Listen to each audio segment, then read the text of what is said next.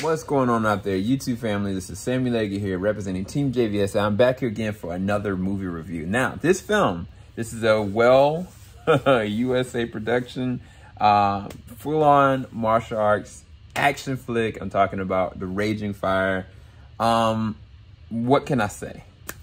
I was blown away by it. I loved it. Like, I ain't gonna lie to you. Like, at first I was kind of like, oh, okay, you got Donnie Yen in it. You know, you got Nicholas Tessie, you got a Benny Chan directed and written film. I was like, okay, you're gonna get some good action. You're gonna get some really good thrills and, you know, maybe some possible reminiscent moments and very embracive moments.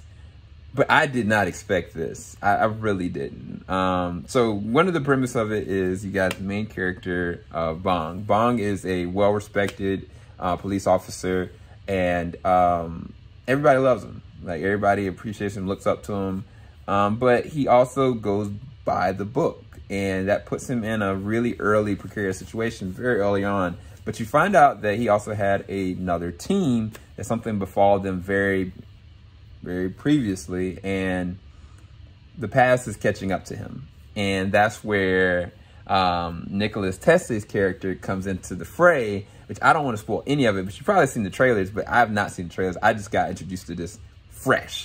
And I'm going to say, man, like, this was great.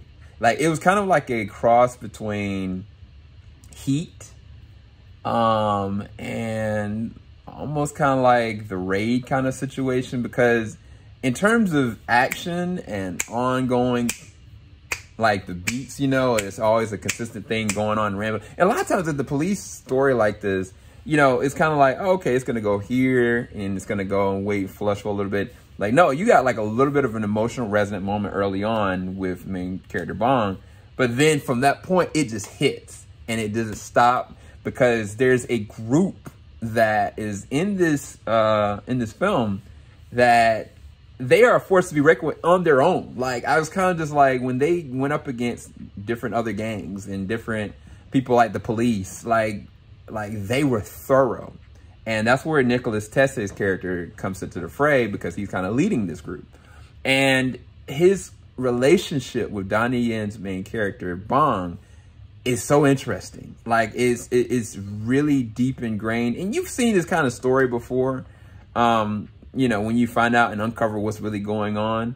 But I think the way that they position it, and it's kind of like, again, this is very much so like a Heat situation. Matter of fact, all the way down to the 9 yards towards like the third act. The third act, from a firefight standpoint, it goes hard. The end fight sequence goes hard. But that's not saying anything, because the beginnings all the way to the progression of it, like, it shows you the stakes. It shows you what the capability of not just, you know, Donnie Yen's main character, but his crew, his current crew, and the people that he currently going up against, they are not to be reckoned with. And I think that the choreography, the gunplay, like, Donnie Yen's never looked better, man. Like, he is all the way in shape. Like, he's got it.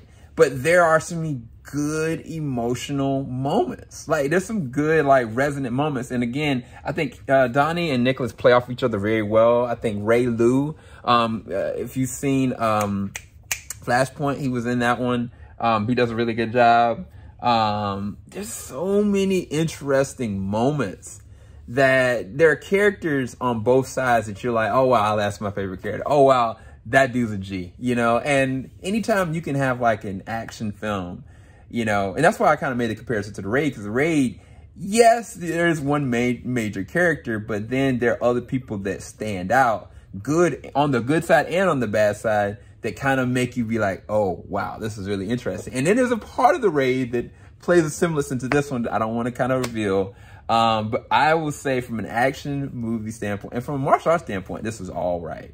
Like, the cinematography was really good. The camera work was really good. You never missed an action beat when they're on a car or on a motorcycle, or when they're in the air, when they're fighting. Like, everything is filmed very well. And there's some talent here. Like, there's some talented gunplay choreography for fighting that I was kind of just like, this is dope. I honestly would love to see this all over again.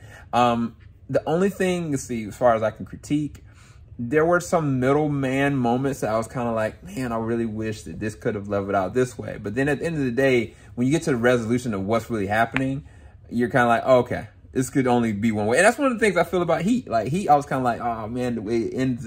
But with this one, very much so same. It's kind of like, no, this couldn't have been any other way. And I'm really intrigued by how good this really was. I just didn't suspect it. I really didn't. And I highly recommend, if you are a martial arts fan, or you're a fan of Heat, or a fan of The Raid, or a fan of Donnie Yen, or a fan of Nicholas Tesse, or, you know, Benny Han, like, this is the film for you. You will freaking enjoy it. So I rest this at a 9 out of 10. I really enjoyed it, and I can't wait to actually watch it again. Maybe I will present this to some of my people, and we can go and check it out together. Let me know what you guys think in the comment section below of Raging Fire, and make sure you like, subscribe, hit that bell button. I'll talk to you guys soon. Peace, guys.